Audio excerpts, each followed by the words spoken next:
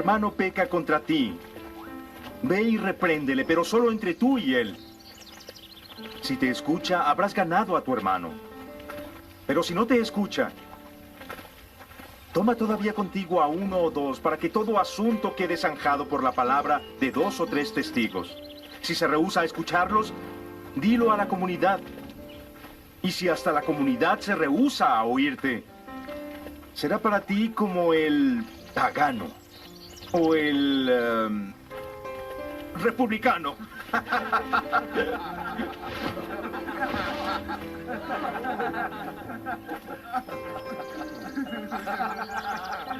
Yo os aseguro,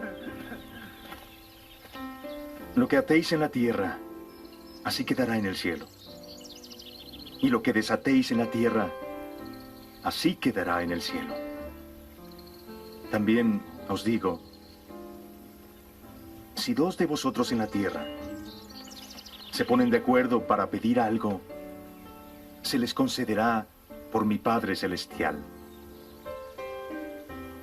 Porque donde están 2 o 3 reunidos en mi nombre, ahí me encuentro, en medio.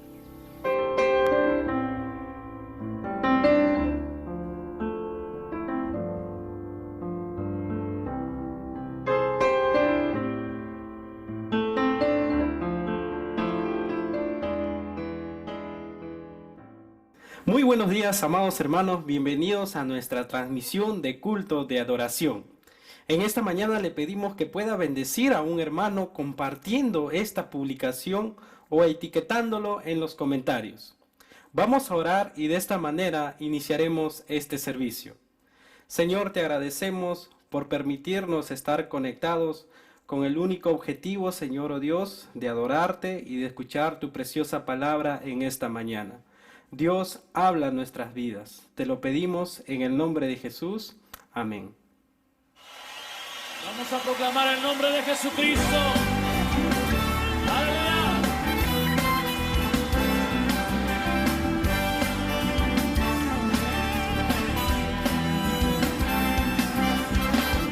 Queremos a Cristo proclamar, como un estandarte levantar, que toda la gente pueda ver, Él es el camino al cielo.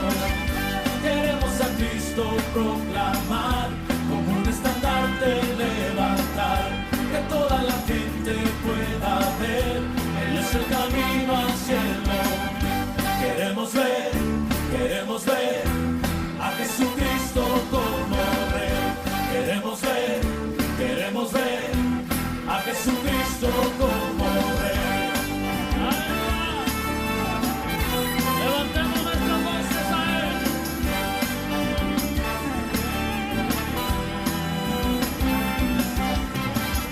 Queremos a Cristo proclamar, como un estandarte levantar, que toda la gente pueda ver, Él es el camino al cielo.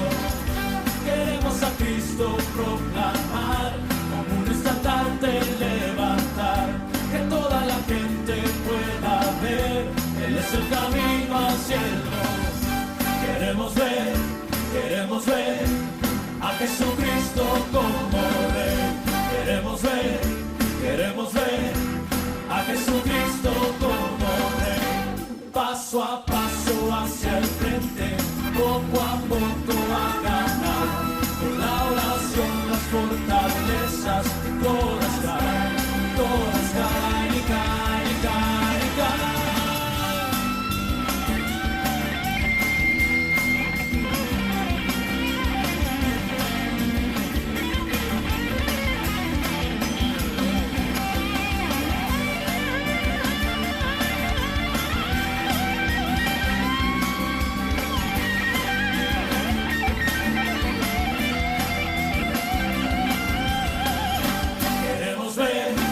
Queremos ver a Jesucristo como Rey. Queremos ver a Jesucristo como Rey. Queremos ver a Jesucristo como Rey. Queremos ver a Jesucristo como Rey. Queremos ver a Jesucristo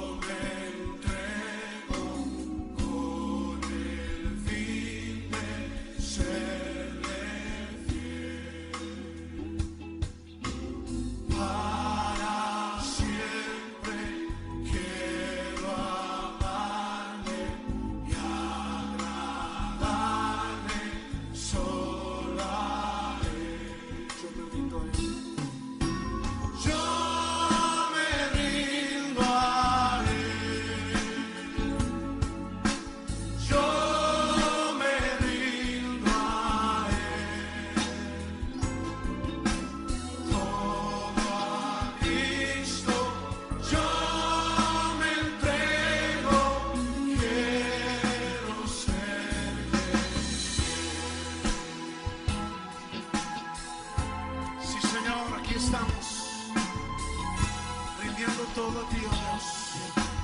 Recíbenos. Todo a Cristo yo me entrego con el fin de serle fiel por siempre. Para siempre quiero amarle y agradarle solo a Él. Yo me rindo a Él. Yo me rindo a Él.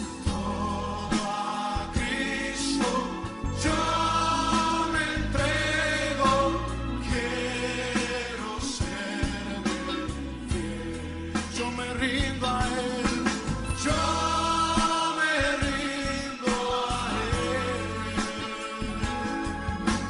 yo me rindo a Él. Todo a Cristo yo me entrego, quiero serle fiel. Todo a Cristo, todo a Cristo yo me entrego, quiero serle fiel, quiero serle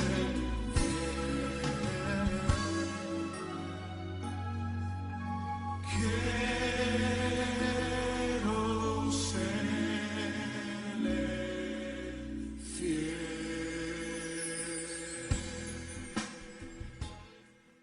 Buenos días, amados hermanos. Es un privilegio poder llegar a sus hogares a través de las redes sociales y compartir juntos la palabra de Dios en esta hermosa mañana. Quisiera compartir con ustedes un tema que Dios ha puesto en mi corazón: la importancia de la disciplina y la santidad en la iglesia.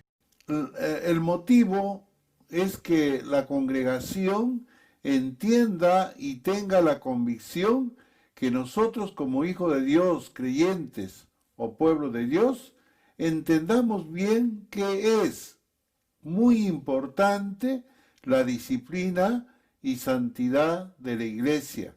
Es decir, la necesidad de la disciplina o la corrección del Señor a su iglesia. Porque la disciplina a un miembro de su iglesia no es una medida de castigo, sino de muestra de amor.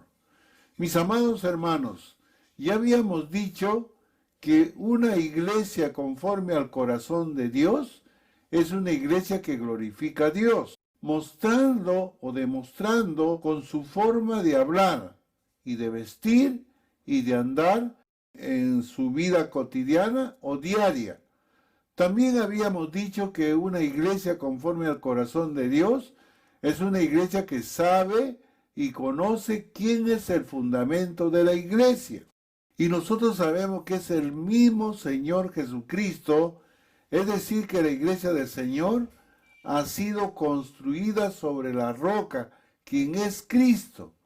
Y esto nos da la seguridad de que estamos unidos con Cristo, que es la cabeza, y la iglesia es su cuerpo. Somos uno en Cristo Jesús.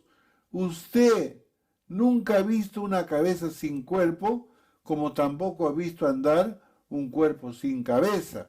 Estamos tan unidos con el Señor que Él nos da la victoria frente a los embates y crisis que enfrentamos. Por ello, hermanos, no debemos temer. También habíamos dicho que una iglesia conforme al corazón de Dios es una iglesia que está comprometida con las misiones.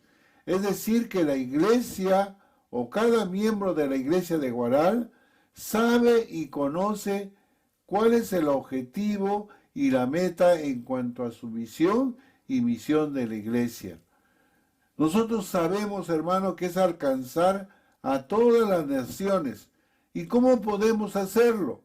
¿O cómo podemos estar comprometidos con ella para plantar nuevas obras misioneras en diferentes partes de Guaral, del Perú y del mundo?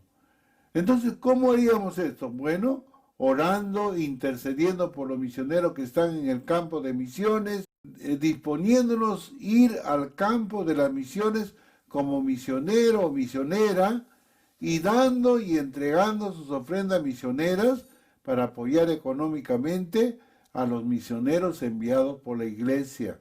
En el caso de la iglesia de Guaral, tenemos que sostener económicamente a 5 misioneros, 3 de los cuales son nacionales y 2 internacionales.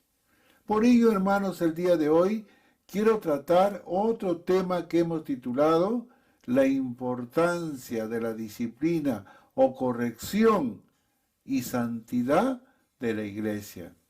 Una iglesia conforme al corazón de Dios es una iglesia que no debe ser negligente con una práctica tan importante como el ejercicio de la disciplina de los miembros del cuerpo de Cristo. La disciplina descrita por nuestro Señor en Mateo 18 se hace necesaria cada vez que la santidad de Dios es violada de una manera que trae vergüenza y reprocha a su iglesia. Hermanos, tenemos que entender que es muy importante la disciplina.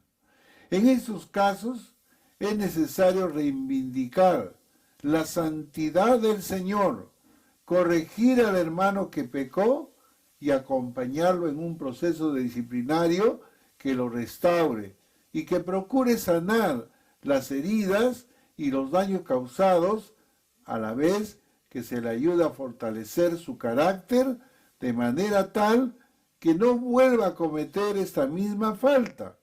Además, cuando se disciplina, escúcheme bien, de la manera o la forma bíblica, el proceso sirve para advertir a los demás hermanos de la gravedad del pecado y del peso de las consecuencias que el pecado trae sobre la humanidad.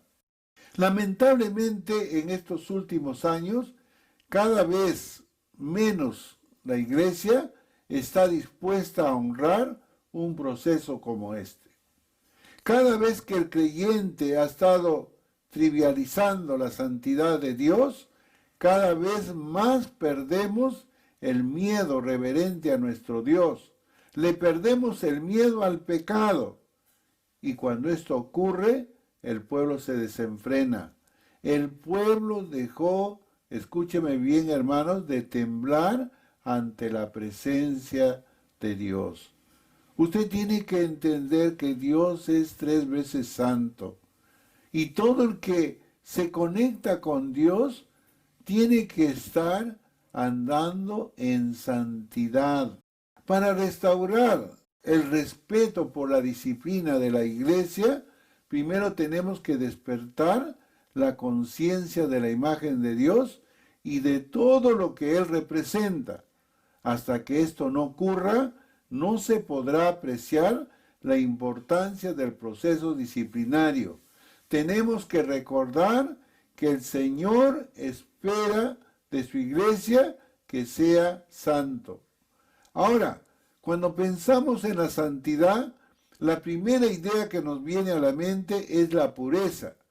Y sin lugar a duda, aquello que es verdaderamente santo debe ser a la vez algo puro, limpio, sin mancha. O en el hebreo significa la palabra santidad, que tiene que ver con la idea de algo que fue apartado y separado de lo ordinario y cotidiano. Describe algo que pertenece a una categoría singular, única. Esta palabra se aplica a cosas, personas y en especial a Dios mismo. Por lo tanto, la iglesia que representa el cuerpo de Cristo ha de mantenerse en santidad. Y si esa santidad es violada, es responsabilidad de los líderes de la iglesia aplicar la disciplina necesaria para que la iglesia pueda guardar su santidad. En el libro de Efesios 5:27 dice, a fin de presentársela a sí mismo una iglesia en toda su gloria, sin que tenga mancha ni arruga ni cosa semejante, sino que fuera santa e inmaculada. El texto leído nos dice que Cristo se dio a sí mismo por la iglesia. Estas ideas nos permiten entender mejor la relación entre la disciplina y la santidad de la iglesia. Una iglesia que no disciplina a sus miembros a la larga está destinada a desaparecer. De la misma manera que un cuerpo no es tratado o terminará muriendo, así también una iglesia que está enferma y no recibe el tratamiento adecuado, terminará muriendo.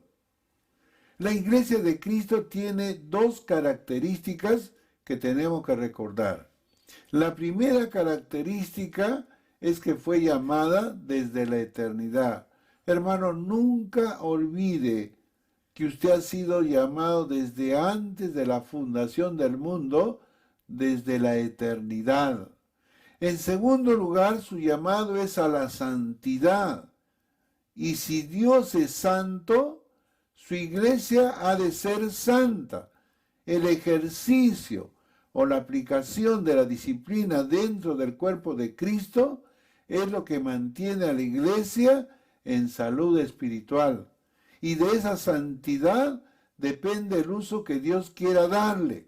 El apóstol Pablo enseña a su discípulo Timoteo en 2 de Timoteo 2:21, por tanto, si alguno se limpia de estas cosas, será un vaso para honra santificado, útil para el Señor, preparado para toda buena obra. El poder, escúcheme bien, procede de Dios, pero fluye a través de los vasos preparados en santidad. La iglesia de hoy muchas veces carece del poder para transformar la sociedad porque carece de la santidad requerida. Esa es la razón por la que tan pronto la iglesia primitiva comienza a nacer, aparece en el libro de los Hechos la primera acción disciplinaria. Una acción drástica en la que Dios le quita la vida a Ananías y a Zafira por haber mentido. Hermano, piense por un momento que Dios le quita la vida a Ananías y a Zafira solo por haber mentido. Hechos 5:1 en adelante dice, pero cierto hombre llamado Ananías, con Zafira su mujer, vendió una propiedad y se quedó con parte del precio, sabiéndolo también su mujer, y trayendo la otra parte, la puso a los pies de los apóstoles. Mas Pedro dijo a Ananías, ¿por qué ha llenado Satanás tu corazón para mentir al Espíritu Santo? Aquí usted tiene que entender, cuando uno miente, no está mintiendo al hombre, sino al Espíritu Santo. Y le dijo Pedro, y quedarte con parte del precio del terreno, mientras estaban sin venderse. No te pertenecía, le dice, y después de vendida no estaba bajo tu poder. ¿Por qué concebiste este asunto en tu corazón? No has mentido a los hombres, sino a Dios. Al oír Ananías estas palabras, cayó y expiró, y vino un gran temor sobre todos los que supieron, y los jóvenes se levantaron y lo cubrieron, y sacándole, le dieron sepultura. Después de un lapso como de 3 horas, entró su mujer, no sabiendo lo que había sucedido. Y Pedro le preguntó, dime, Zafira, ¿vendiste el terreno en tanto? Y ella dijo, sí, ese fue el precio. Entonces Pedro le dijo, ¿por qué os pusiste de acuerdo para poner a prueba al Espíritu del Señor? Mira, los pies de los que sepultaron a tu marido están a la puerta, y te sacarán también a ti. Al instante ella cayó a los pies de él y expiró. y al entrar los jóvenes la hallaron muerta, y le sacaron y le dieron sepultura junto a su marido. Y vino un gran temor sobre toda la iglesia y sobre todo lo que supieron estas cosas. Hermanos lindos, es el juicio de Dios sobre las personas que mienten. Hermano, no mienten a los hombres, mienten al Espíritu Santo. Es cierto que desde entonces muchos pecaron al mentir y no sufrieron cuando se estaban practicando realmente estos pecados. Dios entendió que era necesario establecer echando sus fundamentos. Dios entendió que era necesario establecer un precedente y lo hizo porque el texto enfatiza que vino un gran temor sobre toda la iglesia. La disciplina es parte de los pilares esenciales de una verdadera iglesia. Cristo dice primero que Él es el fundamento, pero poco después, en el mismo Evangelio, habla de la necesidad de ejercer la disciplina entre sus miembros para mantener vivo el temor de Dios en su iglesia. ¿Por qué la disciplina en la iglesia cae en desuso? En primer lugar, la primera razón es la falta de interés por parte de los líderes en mantener la pureza de la esposa de Cristo. Dice 1 Corintios 1:2, a la iglesia de Dios que está en Corinto, a los que han sido santificados en Cristo Jesús, llamados a ser santos, con todos los que en cualquier parte invocan el nombre de nuestro Señor Jesucristo, Señor de ellos y nuestro. La iglesia que olvida su llamado está condenada a desaparecer. La segunda razón es el egocentrismo que prevalece en nuestros días. Esa manera de pensar penetró en el seno mismo de la iglesia, hizo que sus miembros piensen que nadie tiene el derecho de inmiscuirse en sus vidas privadas. Es interesante ver cómo muchas veces los miembros quieren ser ayudados a través de largas sesiones de consejería, pero estos mismos aconsejados son los que rechazan la idea de que necesitan ser disciplinados como parte de su proceso de restauración cuando han caído. Se considera que la iglesia no tiene el derecho de inmiscuirse en sus vidas. Y la tercera razón por la desaparición de esta práctica es el temor por parte del liderazgo de la iglesia a ser criticado. ¿Cuántos realmente hermanos hablan, critican cuando algún hermano es criticado por haber caído en el pecado? Escuche bien, hermano, cuando Dios ve que los líderes de una iglesia están dispuestos a honrarlo por encima de la opinión de los demás, Dios honra a su iglesia y lo hace dándole una gracia especial a través de la cual los miembros son bendecidos. Cuando el hombre hace lo que le toca hacer, Dios hace lo que solo Él puede hacer. Por ello, mis amados hermanos, quiero tratar este tema que he titulado la necesidad de la disciplina en la iglesia. La necesidad de la disciplina en la iglesia.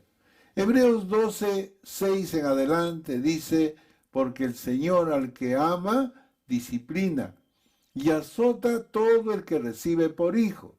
Si soportáis la disciplina, Dios os trata como hijos, porque ¿qué hijo es aquel a quien el Padre no disciplina? Pero si os deja sin disciplina, de la cual todos han sido participantes, entonces sois bastardo y no hijos. El primer principio que encontramos aquí es que la iglesia debe entender que la disciplina no es una medida de castigo, sino una muestra de amor de Dios. Hebreos 12:6 en adelante, en otras palabras, dice así: porque el Señor corrige a quien Él ama y castiga a aquel a quien recibe como hijo. Ustedes están sufriendo para su corrección. Dios los trata como a hijos. ¿Acaso hay algún hijo quien su padre no lo corrija? Pero si Dios no lo corrige a ustedes, ¿cómo corrige a todos sus hijos? Entonces ustedes no son hijos legítimos. Si interpretamos de manera correcta estas palabras, podemos afirmar que la iglesia que no disciplina a sus miembros no los ama, ni los considera como hijos legítimos, sino como bastardos. La palabra de Dios nos enseña que si de verdad amamos, nuestro amor por el hermano hará que al verlo en pecado, tomemos la medida de rigor para evitar que continúe en su práctica pecaminosa, pues debemos ser conscientes de que si persiste, pagará las consecuencias que serán cada vez mayores y más graves. La disciplina en la iglesia no es solo un acto de amor, sino también una medida necesaria para lograr tener comunión con Dios. Recuerda, hermano, la disciplina nos lleva a tener una intimidad con Dios. Dice Hebreos 12:10, porque ellos nos disciplinaban por pocos días como les parecía, pero Él nos disciplina para nuestro bien, para que participemos de su santidad. ¿Cuál es el propósito de la disciplina del Señor para con los miembros de la iglesia? Es que usted participe de su santidad. Entonces, cuando el Hijo de Dios peca y no es disciplinado, el pecado lo aleja de Dios y permanece distanciado hasta tanto se le aplique las medidas correctivas que lo ayuden a reflexionar para poder volver a relacionarse con Dios en intimidad. Si no se lleva a cabo ese proceso, no puede participar de su santidad de Dios. Uno de los propósitos principales de la disciplina es la formación de un carácter santo en el discípulo o en el cristiano verdadero. Por eso el autor de la Epístola a los Hebreos agrega en 12:11, al presente ninguna disciplina parece ser causa de gozo, sino de tristeza. Sin embargo, a los que han sido ejercidos por medio de ella, les da después fruto apacible de justicia. Este pasaje nos enseña que si la persona se deja disciplinar, si no se somete a la disciplina, el resultado final será un carácter cada vez más pecaminoso. Y lo ilustro, hermanos. En mi experiencia personal en 26 años como pastor de esta iglesia, algunos supuestos hermanos han sido disciplinados. ¿Y saben lo que han hecho? Se han hecho, en vez de someterse a la disciplina dada, se han retirado de la iglesia y se han ido a congregar a otras iglesias locales. Pero ¿sabe qué, mi hermano? Sus vidas dejan mucho que desear, porque viven y se comportan como personas que nunca han conocido la verdad. Y ese es el juicio de Dios. ¿Quiénes son los diferentes agentes disciplinarios?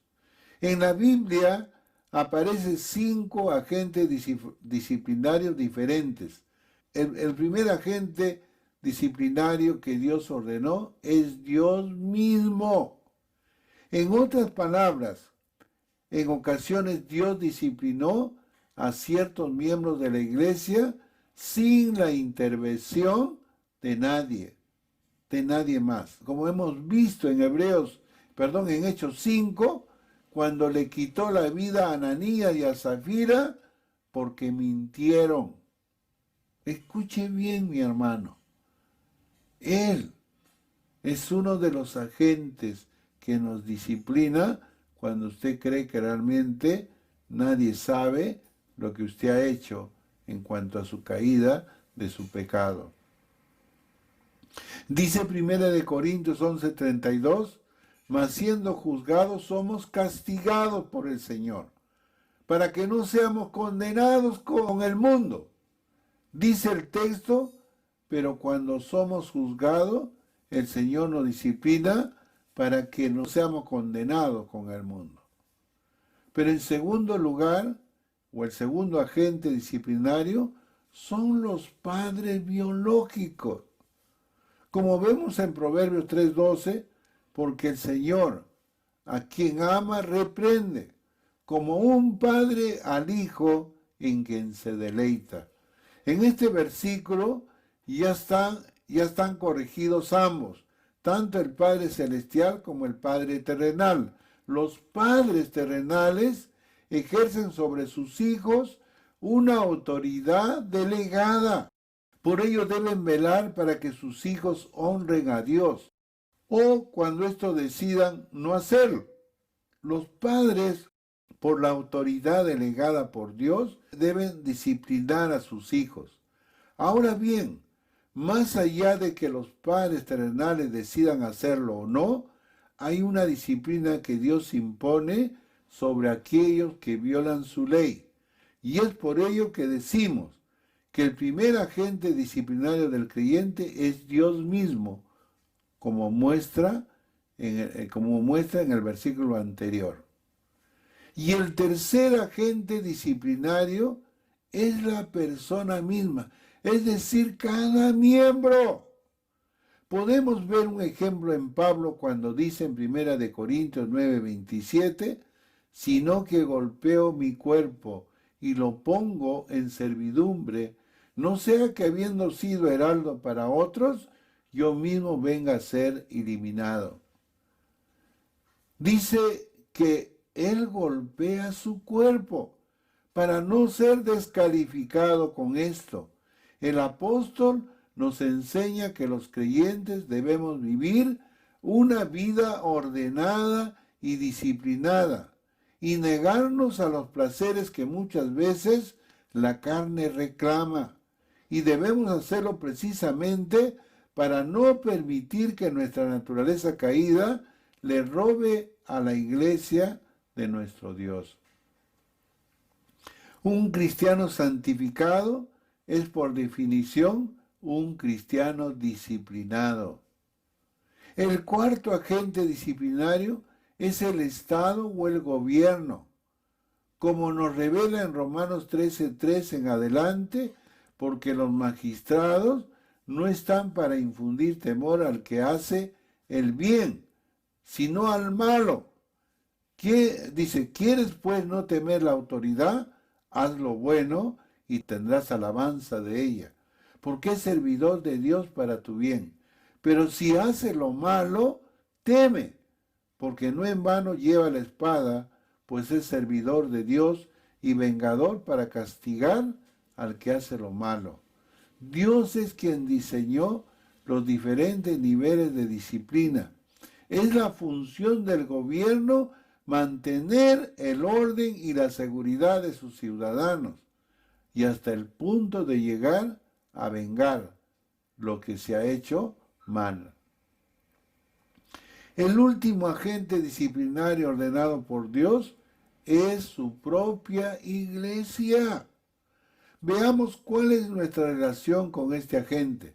Dice Mateo 18:15 en adelante, por tanto, si tu hermano peca contra ti, ve y repréndelo estando tú y él solo.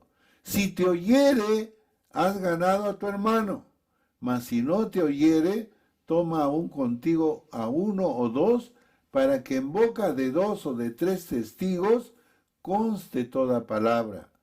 Si no los oyere a ellos, dilo a la iglesia. Y si no oyere a la iglesia, tenlo por gentil y publicano. De cierto os digo que todo lo que atéis en la tierra será atado en el cielo, y todo lo que desatéis en la tierra será desatado en el cielo. ¿Cuál es la responsabilidad que tienen los miembros de la iglesia como agentes disciplinarios del Señor? Escuche bien, hermano. ¿Cuál es, escúcheme bien, los agentes disciplinarios de la iglesia? Son los mismos miembros. Su primera responsabilidad que debe tener todo creyente por la vida de santidad del hermano. Y si tu hermano peca, dice, ve y repréndelo. Cuando la palabra nos manda a reprender al hermano que peca, nos está diciendo que si en verdad amamos al hermano, no debemos dejarlo en el pecado, sino que tenemos la responsabilidad de reprenderlo. Aquí no dice que solo es responsabilidad de los pastores o líderes, sino que es una responsabilidad de todos, porque todos debemos preocuparnos por la santidad del cuerpo de Cristo. En segundo lugar, notemos la privacidad de la reprensión. Observe o note la privacidad con la que comienza esta acción. Repréndelo a solas. En este primer momento de confrontación, no hay necesidad de que nadie más se entere de lo ocurrido, porque el pecado de disciplina apenas se ha iniciado. Y es posible que el hermano se arrepienta con esta primera acción. En tal caso, el proceso no tiene por qué continuar. La reprensión a solas en el inicio del proceso tiene el propósito de mantener en privado el pecado cometido, resguardando la confidencialidad al pecador. La reprensión no busca avergonzar al hermano, sino por el contrario, restaurarlo. Y si logramos con un primer abordaje, habremos cumplido nuestra misión de nuevo. Ahora, de nuevo, si pecó, ve, dice, y repréndelo a solas. Esa es la misión de cada miembro de la iglesia del Señor. En tercer lugar, el objetivo de la confrontación. Notemos el objetivo de este proceso, la restauración del hermano que pecó contra Dios y contra el resto del cuerpo de Cristo. Repréndelo a solas. Si te escucha, has ganado a tu hermano. El propósito nunca es el castigo, sino la restauración del hermano, porque ya Cristo pagó por su pecado.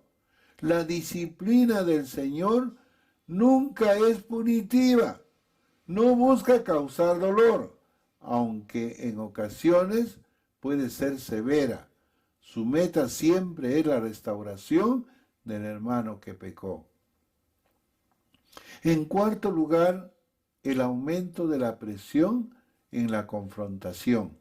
Notemos que si este hermano comienza a dar muestras de rebeldía y de falta de arrepentimiento, la primera consecuencia es que el pecado, que hasta ese momento solo se había comunicado a uno de los miembros de la iglesia, comienza a perder su confidencialidad, pues ahora tendrán que saberlo 2 o más personas. Pero si no te escucha, dice la Biblia, lleva contigo a 1 o a 2 o más, para que toda palabra sea confinada por boca de 2 o de 3 testigos.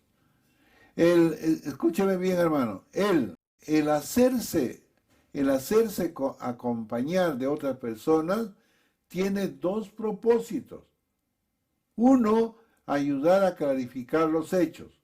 2, aumentar la presión hacia el hermano que pecó con la intención de corregir su arrepentimiento, siempre con el deseo de que la persona no tenga que sufrir luego mayores consecuencias. Es posible que esta segunda confrontación sea la razón suficiente para que la persona recapacite. Si en caso aquella persona que pecó no recapacita, entonces continuamos con el siguiente paso. Ahora sí es el informe que es dirigido a la iglesia. Si los pasos anteriores no dieron resultado, lamentablemente el proceso deberá continuar. Dice la Biblia, si rehúsa escucharnos, dilo a la iglesia. Lo que comienza con una reprensión a solas puede llegar a ser una presentación de la falta ante la iglesia. Este proceso es tan persistente porque la disciplina trata de restaurar al hermano que pecó y así evitarle consecuencias mayores. Entonces ahora el pastor principal de la iglesia llamará al hermano que pecó. Si confiesa su pecado y se arrepiente, será disciplinado por un periodo de tiempo, buscando siempre su restauración y reconciliación con Dios. También es bueno recordar qué significa un verdadero arrepentimiento. No es solo confesar, sino un verdadero arrepentimiento da como resultado una experiencia de dolor por el pecado cometido, que impulsa a pedir perdón ante las personas que ofendimos y a la vez hacer el mejor esfuerzo para reparar el daño o hacer restitución. Y por último, si el hermano que pecó rehúsa escuchar a la iglesia o a la autoridad espiritual que representa a la iglesia, que es el pastor, dice la Biblia, sea para ti como el gentil o el recaudador de impuestos. Versículo 17b, realmente de Hebreos 12. Si la persona que pecó no escucha y se rebela contra las autoridades que representa la iglesia, entonces la palabra manda que se le expulse. Es decir, hermano, será expulsado de la iglesia del Señor y se considere como a un incrédulo por no haber atendido la reprensión. Es una posible evidencia de que el Espíritu no mora en él, lo cual implicaría que esta persona no es creyente y se le trate como a un incrédulo. A la persona que pasa por este proceso y no recapacita, no solo se le considera como un incrédulo, sino también como alguien que quedó atado, porque la acción disciplinaria, la única forma de desatarse sería cumpliendo con los requisitos que la iglesia le haya impuesto. En esta etapa, la iglesia ya hizo todo lo que le correspondía hacer a través de los medios de la gracia para lograr el arrepentimiento. Cuando el proceso de disciplina se aplica tal como lo establece la palabra, tiene un peso enorme a los ojos de Dios. Él dice en su palabra, lo que atéis en la tierra será atado en el cielo. En relación con su disciplina y además, dice, donde están 2 o 3 reunidos en mi nombre, allí estoy yo en medio de ellos. Cuando la iglesia cumple este proceso, Dios reconoce lo que se hizo y respalda las decisiones de la iglesia. Por lo tanto, las personas no estarán en condiciones de recibir las bendiciones de Dios mientras permanezcan atadas, debido a su rebeldía de no quererse someter al proceso disciplinario. ¿Cuándo impartir la disciplina en la iglesia? ¿O en qué caso una persona podría ser disciplinada? En primer lugar, hermano, cuando los pecados que corresponden a la moral o a la pureza de la iglesia. En segundo lugar, acciones o palabras que tienden a dividir a la iglesia. Y en tercer lugar, la acusación falsa contra los líderes de la iglesia. Y en cuarto lugar, hermano, escuche bien, y esto es lo que está muchas veces sucediendo introduciéndose a la iglesia las falsas doctrinas, la concepción en la enseñanza de herejías, de opiniones o posiciones teológicas extrañas y falsas doctrinas dentro del cuerpo de Cristo. Hermanos, esto tiene un efecto devastador. Y si no se disciplina, entonces, ¿qué va a pasar? Un poco de levadura, dice, leuda toda la masa. Toda la iglesia va a estar confundida. Mis amados hermanos y hermanas, linda iglesia del Señor, la disciplina en la iglesia tiene como propósito corregir a sus miembros, de manera que se abandone toda conducta errada y se retorne a la correcta. Recordemos siempre que la disciplina se imparte con la intención de proteger a quien está en pecado, para que no sufra mayores consecuencias, pero también para resguardar a los demás hermanos, porque si el indisciplinado permanece en las filas de la iglesia, ésta se contamina, y entonces Dios tendría que disciplinar a la iglesia en su conjunto. Hermanos, déjeme decirle, esto es algo que usted tiene que considerar. Si la iglesia, representada por la autoridad que es el pastor principal, no disciplina, toda la iglesia será corregida y disciplinada en su conjunto por el Señor. Mantener la santidad de la iglesia es primordial. Así como un poco de levadura se leuda toda la masa, de igual manera el pecado, que no es disciplinado, se propaga, ya que los demás terminan copiando las mismas conductas pecaminosas. Yo recuerdo, hermanos amados, no sé si es hace 15 años o más, en un año discipliné, escúcheme bien, a 12 personas que habían caído en fornicación y adulterio. En un año, como decir, mes a mes. Y gracias a Dios, la iglesia todavía permanece. Por último, hermanos, recordemos que debemos estar llenos de gracia y de verdad. A la hora de disciplinar a un hermano, así vino el Señor Jesús a este mundo. Y así salió de él. Disciplinar a una oveja del Señor Jesucristo sin mostrar la misma compasión que el Señor mostró es una contradicción que puede acarrear consecuencias para el liderazgo de la iglesia. Dice Gálatas 6:1, hermanos, dice, si alguno fuera sorprendido en alguna falta, vosotros que sois espirituales, restaurarlo con un espíritu de mansedumbre, mirándote a ti mismo, no seas que tú también seas tentado, y llevar los unos las cargas de los otros, y cumplir así la ley de Cristo.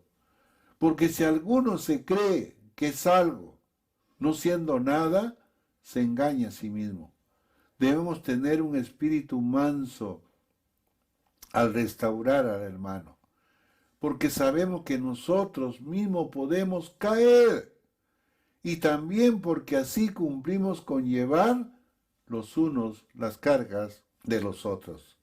Hermanos amados, usted y yo, escuche bien, poseemos ese espíritu manso para restaurar al hermano caído o a la hermana caída. Si usted anhela tener ese espíritu manso y humilde, ore conmigo, mi hermano, por favor, ore conmigo. Digámosles así al Señor: Padre, en esta linda mañana, Señor, hemos escuchado tu palabra, y tu palabra dice que hay una necesidad de disciplina y corrección a los miembros de tu iglesia que han caído o están practicando el pecado de una manera deliberada, Señor amado. Tu palabra lo enseña, Señor. y hemos dado a conocer las razones, las causas y en qué circunstancias debemos hacerlo, Señor. Y el proceso bíblico que usted ha establecido en su palabra, de poder primeramente reprenderlos a solas. Luego, Señor, si no escucha, Padre, tomar a uno o a dos testigos. Y aún, Señor amado, si no nos escucha, Señor, como dice tu palabra, Señor, debemos decirlo a la iglesia. Y si se arrepiente, Señor, y confiesa sus pecados, y siente dolor por el pecado, y pide perdón por las ofensas que ha cometido a Dios, a la iglesia y al ofendido, y restituye, Señor, lo dañado, vemos en él un verdadero arrepentimiento, que usted hará que este hermano o hermana que ha caído vuelva no solamente a la restauración, sino a la reconciliación con Dios. Pero si rehúsa, Señor, si rechaza, Padre, se rebela contra la autoridad de Dios y las autoridades que usted ha puesto en la iglesia, su palabra enseña, tratarlo como un gentil, como un publicano, como un incrédulo que nunca ha conocido a Dios. Entonces será expulsado de la iglesia. Será separado de la iglesia, Señor, para que no contamine, para que no influencie en los demás esas prácticas pecaminosas que está realizando en su iglesia.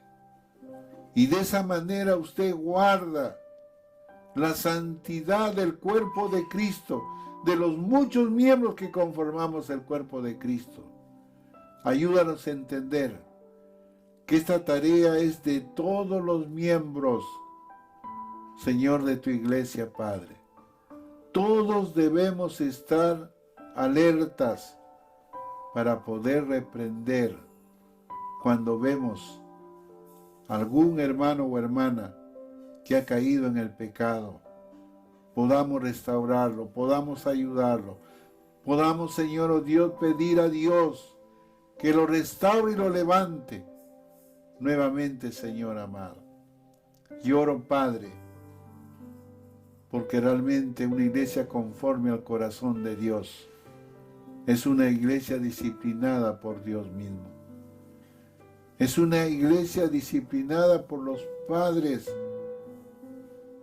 biológicos que tienen a sus hijos, Señor. Es una iglesia disciplinada, Señor, por el gobierno, por las autoridades que usted ha puesto aquí en la tierra, pero también por la iglesia, Señor. Un día pedirá cuenta, Señor.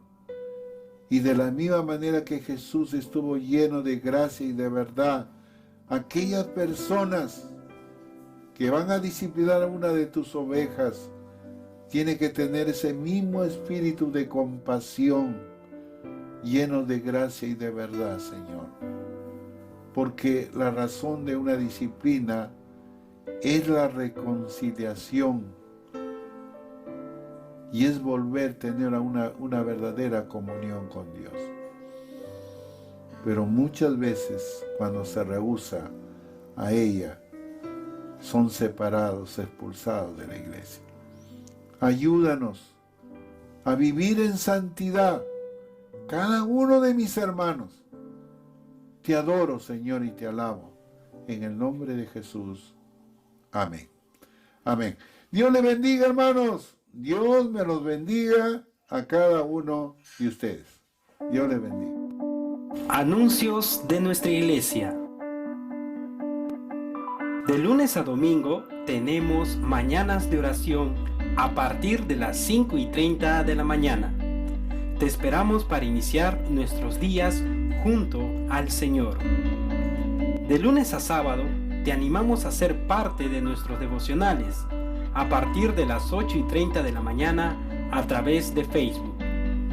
Los lunes tenemos Los Lunes con nuestro pastor a partir de las 7 de la noche vía Zoom. Este martes continuamos con los estudios de nuestra Escuela de Capacitación Ministerial a las 7 de la noche. Atentos, alumnos.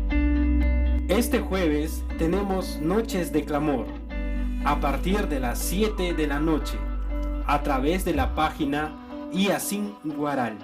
El sábado a las 7 de la noche los jóvenes se reúnen en nuestra reunión juvenil.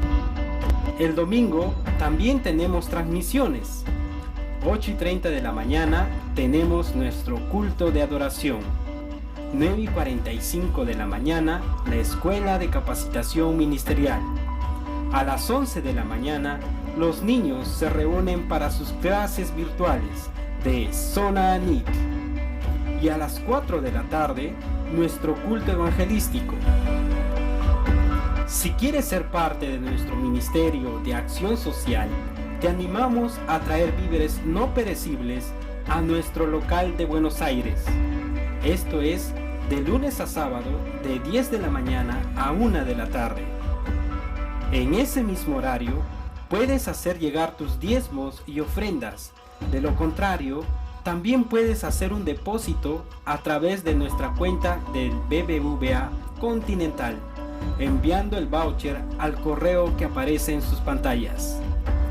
También queremos recordarles que la iglesia cuenta con un WhatsApp corporativo 925-134-687 925-134-687.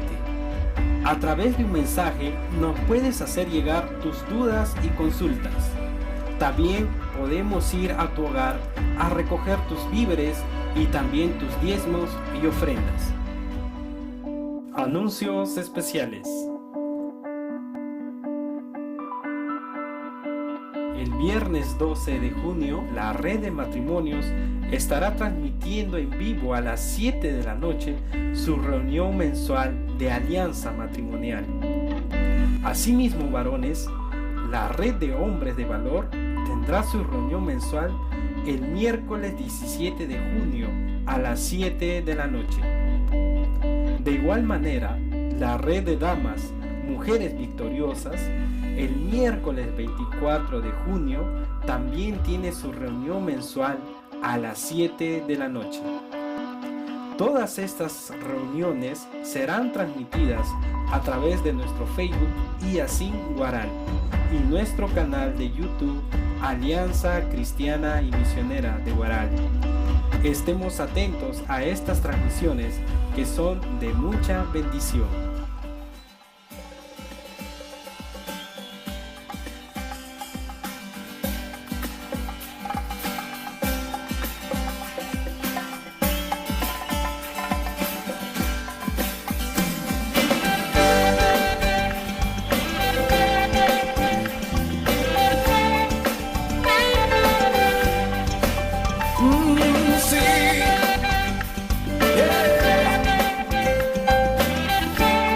Conmigo, sí.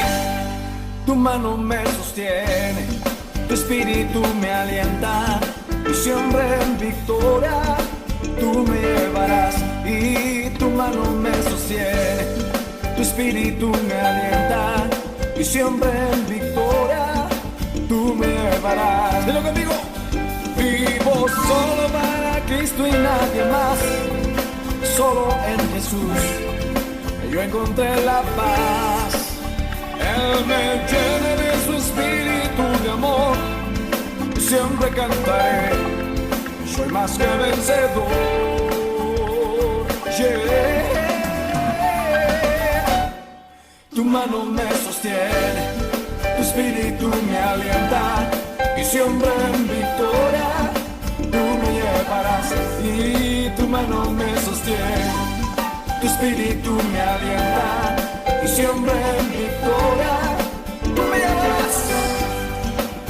Vivo solo para Cristo y nadie más, solo en Jesús yo encontré la paz. Él me llena de su espíritu de amor, por siempre cantaré, soy más que vencedor. ¿Cuántos más que vencedores hay aquí? tu mano me sostiene, tu espíritu me alienta, y siempre en victoria tú me llevarás. Sí, tu mano me sostiene, tu espíritu me alienta, y siempre en victoria. A ver, con las manos arriba.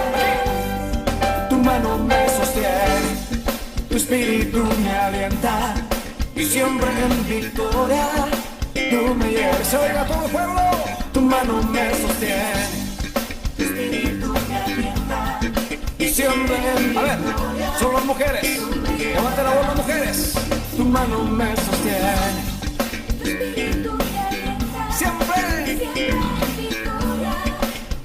Ahora todos los hombres. Tu mano me sostiene, tu espíritu me alienta, y siempre en victoria. ¿Cuánto lo creen? Tu mano me sostiene, tu espíritu me alienta, y siempre en victoria tú me llevarás. Si tu mano me sostiene, tu espíritu me alienta, y siempre en victoria.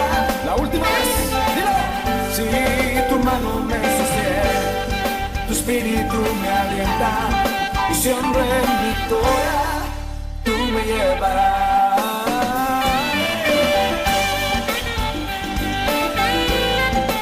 Oh sí,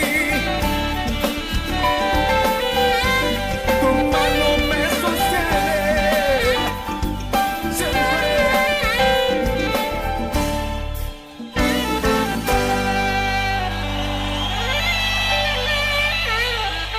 De esta manera hemos llegado al final de esta transmisión. Gracias a Dios por su palabra que nos recuerda que una iglesia conforme a su corazón es cuando usted y yo vivimos en santidad. Vamos a orar y así estaremos finalizando con este culto. Señor, te damos gracias y te agradecemos por tu preciosa palabra el día de hoy. Señor, danos de esa gracia tuya de poder vivir todos los días en santidad para ti, Señor Dios, recordando que tus ojos están sobre nosotros todos los días. En el nombre de Jesús, amén.